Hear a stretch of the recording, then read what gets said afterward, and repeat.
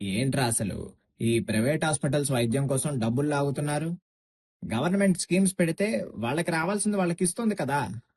కానీ ఈ హాస్పిటల్స్ మా దగ్గర ఆరోగ్యశ్రీ లేదు, ఎన్టీఆర్ వైద్య సేవ లేదు అని సామాన్యుల మీద బిల్లులు బాధేస్తున్నారు. విధి లేక అక్కడ ఇక్కడ అప్పులు చేసి తల తాకట్టు పెట్టి వైద్యం చేపించుకోవాల్సి వస్తుంది. గవర్నమెంట్ ప్రజలకు తెలిసేలా పథకాలు పెడుతుంది. కానీ ప్రజలకు తెలిసేలా నిధులైతే విడుదల చేయట్లే. అసలు ఆ స్కీముల ద్వారా ఎన్ని నిధులు విడుదల చేసింది, ఎప్పుడెప్పుడు విడుదల చేసింది, ఎన్ని బకాయిలు ఉన్నాయి అనేది ఎవ్వరికైనా తెలుసా? దాదాపు ఇన్ని సంవత్సరాల నెలల నుండి హాస్పిటల్స్ కి స్కీముల పేర్లు చెప్పుకుని నిధులు విడుదల చేయందే కాక వాళ్ళ ఓట్స్ పోగొట్టుకోకుండా ఉండడానికి డాక్టర్ల మీదకే తోసేస్తున్నారు. 8,000 రూపాయల్లో కాన్పు, 14,000 రూపాయల్లో సిజేరియన్ ఆపరేషన్, మందులు, మత్తు ఫీజు, స్కానింగ్లు, రక్త పరీక్షలు, భోజనాలు, బస్ టికెట్, బెడ్ ఛార్జీలు, డాక్టర్ ఫీజులు, నర్సింగ్ కేర్ అన్ని దాంట్లోనే అంట. 15 ఏళ్లలో ప్యాకేజీ పెంచనే లేదంట.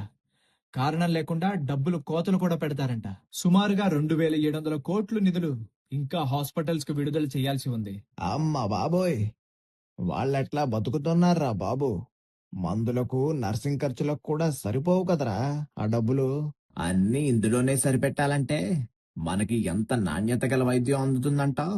25 లక్షల దాకా వైద్యం అంటే మనకి అయ్యే ఖర్చు ఎంతుంటే అంతా 25 లక్షల్లోనే ఆసుపత్రులు లాగేస్తున్నాయనుకుంటున్నాం కదరా. సొమ్మొకటిది సోకొకటిది లాగా పనంతా డాక్టర్లదేనా, పేరు మాత్రం ప్రభుత్వందే అన్నమాట.